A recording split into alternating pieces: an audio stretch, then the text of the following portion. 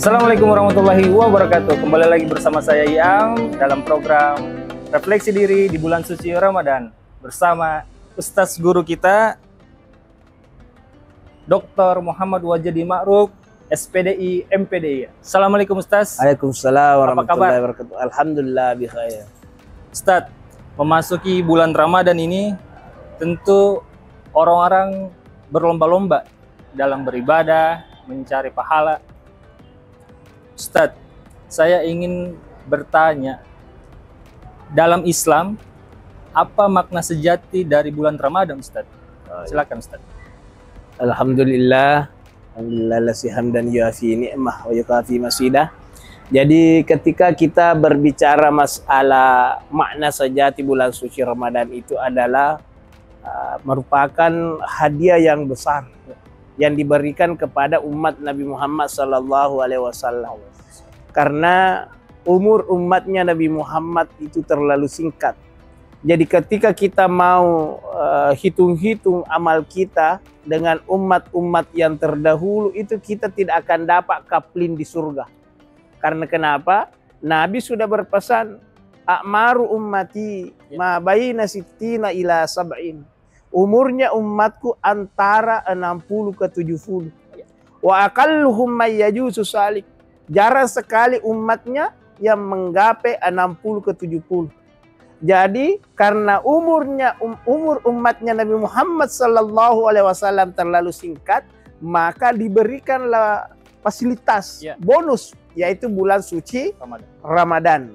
Karena dalam bulan suci Ramadan ada insya Allah yang namanya malam Lailatul Qadar.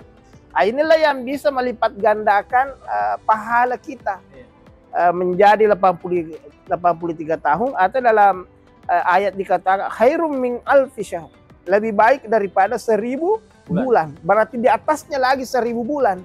Jadi insya Allah kalau kita betul-betul beramal kepada Allah Subhanahu wa Ta'ala melalui ibadah kita, maka insya Allah amal kita akan dilipat gandakan 83 tahun.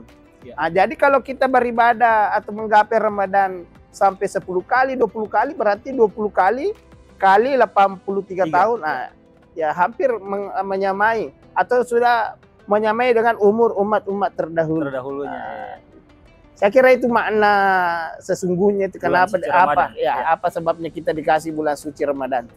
Baik, Ustadz, di bulan suci Ramadan tentu kita ingin membuat kualitas diri kita saat beribadah itu terjaga, Ustadz.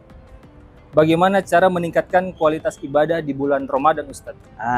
Yang namanya menjaga kualitas itu tentu ada yang harus kita perbaiki, yaitu bagaimana berusaha atau belajar mensucikan diri. Di samping mensucikan tubuh, juga mensucikan rohani. Jadi jasmani, rohani itu harus kita sucikan.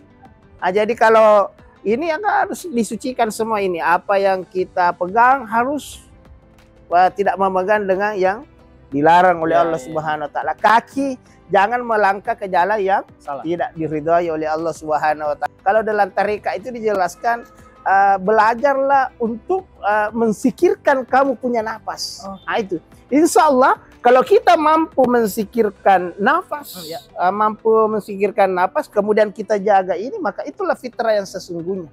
Jadi kalau kita mampu menggabungkan apa yang masuk di dalam mulut kita berkah, apa yang itu untuk materi, untuk tubuh, harus suci semua. Jangan dari hasil korupsi, jangan dari hasil mencuri atau hal-hal yang dilarang. Setelah itu kita juga jaga ini nafas, karena itu nafas ketika keluar akan terkontaminasi lagi dengan dosa. Makanya kalau kita menghirup udara, usahakan itu. Dalam bahasa tarekat dikatakan islamkan dulu sebelum masuk dalam ini. Nah, itu nantilah kalau ada waktu kita bahas itu bagaimana mengislamkan nafas. Nah, ini dulu dasar-dasarnya, yaitu tentang diri kita sucikan ini, tangan kita, mata kita. Karena kenapa? Ini mata yang mudah melakukan dosa. Nah, keluar rumah pasti melihat yang namanya dosa. Apalagi kalau tinggal di Makassar. Kenapa? Karena masih banyak wanita yang suka pakai baju yukengkeng. Masih banyak wanita yang suka pakai baju yukengsi. Iya. Ah, itulah sebabnya untuk dalam agama pandangan pertama itu bonus. Ada dengan catatan jangan melotot.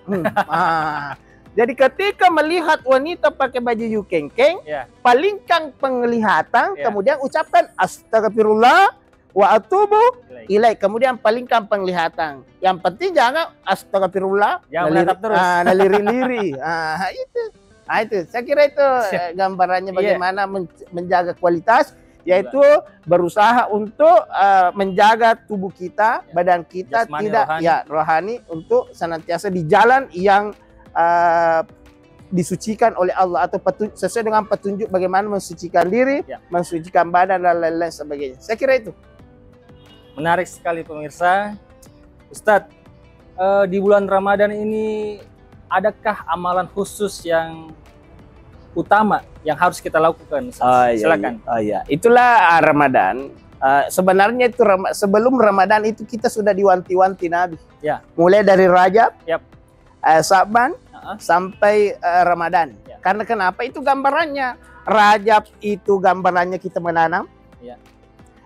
Sa'ban itu gambarannya kita menyiram. Ya.